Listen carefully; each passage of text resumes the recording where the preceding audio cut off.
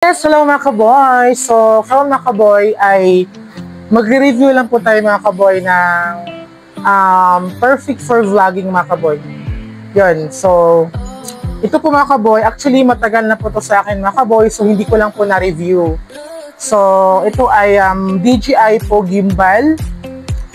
Ito ay bigay po sa akin mga kaboy ng aking uncle mga kaboy na ngayon nasa ibang bansa po siya mga kaboy.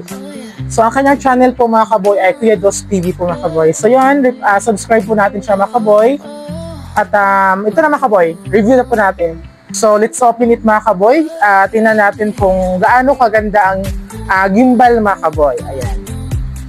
Wow! So, ito na siya mga kaboy. Ayan, ito po siya mga kaboy. Napakaganda po niya guys. Ayan. So, ito po ay DJI Osmo po. Ayan. So, powered by DJI po siya. So, ito po siya mga kaboy. Ayan. So, napakaganda po siya. Actually, galing po to ng ibang bansa from Canada. Ayan. So, ang brand po niya ay Osmo Mobile 2 mga kaboy. So, meron po siyang mga bla bla bla, mga iba't ibang kasabihan dito na nakalagay. Pero hindi ko na po babasahin kasi po napakadami mga kaboy. Ayan. So, meron po siyang QR code na nakalagay.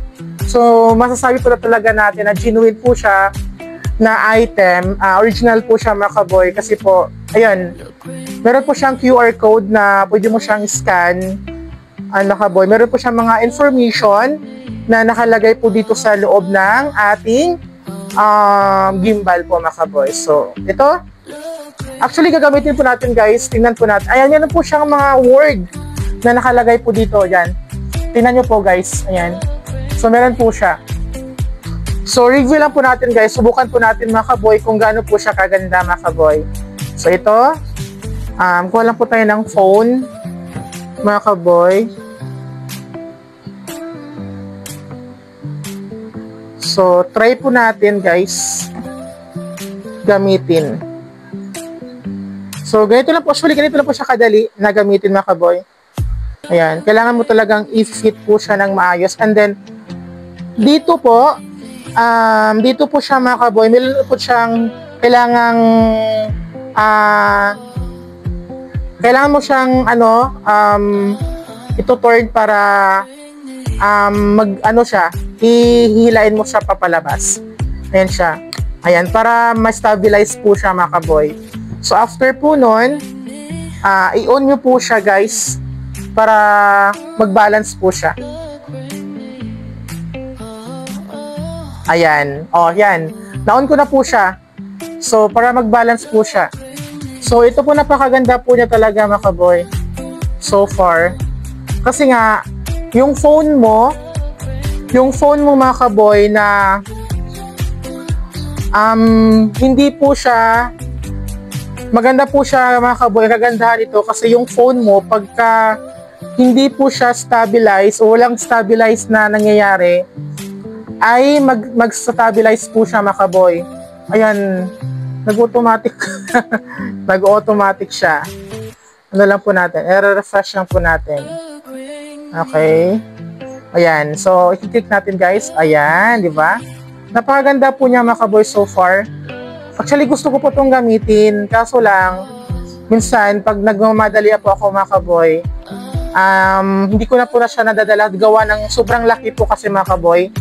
At hassle po. Kasi po, hindi ko naman po siya madadala po ng, sa malit na bag.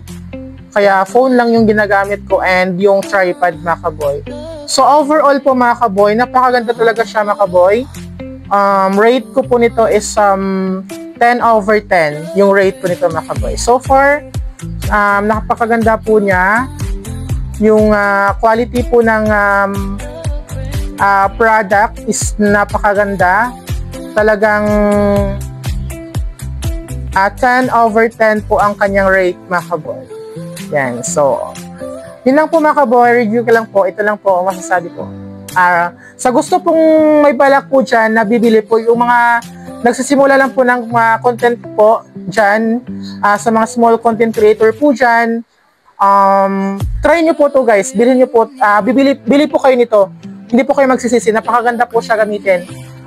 Lalo-lalo na po sa mga gumagamit dyan ng phone na walang stabilization yung kanilang phone, ay swak na swak po ito na gamitin.